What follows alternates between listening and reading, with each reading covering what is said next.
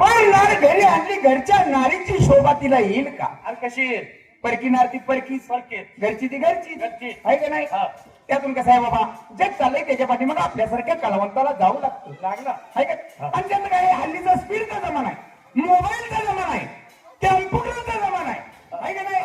स्पीडचा जमाना कसा आहे, माणसाचं मन एकग्रच चित्त राहिलेलं नाही या युगामध्ये आत्ताच्या.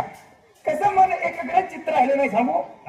मन नाही रे एकांत कसा पावन पंढरीनाथ, मन नाही रे एकांत कसा पावन पंढरीनाथ, अर्थ नाही वेड्यानं या थोड्याशा जन्मात. हा माणसाचा जन्म थोड काय, ह्यात काय अर्थ आहे का बाबांनो? पण ह्या जन्मात ओळख द्या पांडुरंगा.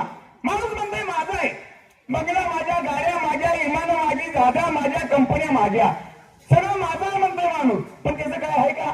त्याचं काहीच नाही, काय सुद्धा नाही. माझं माझं म्हणून या तुका बरोबरशी, माझं माझं म्हणून या तुका बरोबरशी, थोड्याशा वाटेचा तोरे परवाशी.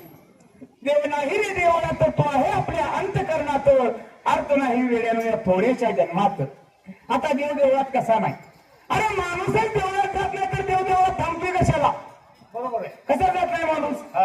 नारळ फोडा देवळातच असी, नारळ फोडा देवळातच असी, परी पायतानासाठी मागच पासी.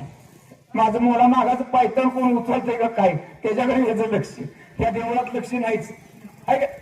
नारळ फोडा देवळातच असी, परी पायतानासाठी मागच पासी.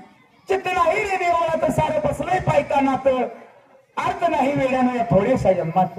ह्या थोड्याशा जन्मात काय अर्थ आहे का? अर्थ अजिबात नाही. ह्या जन्मात ओळख द्या पांडुरंगा. आहे की नाही? आता खरं पंढरपूर खरं आहे देव कुठं आहे?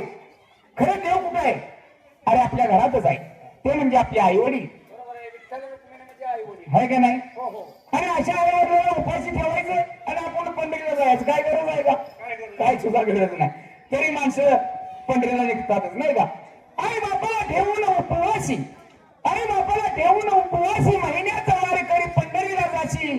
हरिनाम नाही रे मुखात सदा शनी माची गाणी गात, अर्थ नाही वेळेनं थोड्याशा जन्मात. आहे का नाही? ह्या जन्मात ओळख द्या पांडुरंगा. काय सांगायचं तुम्हाला? काय सांगताय?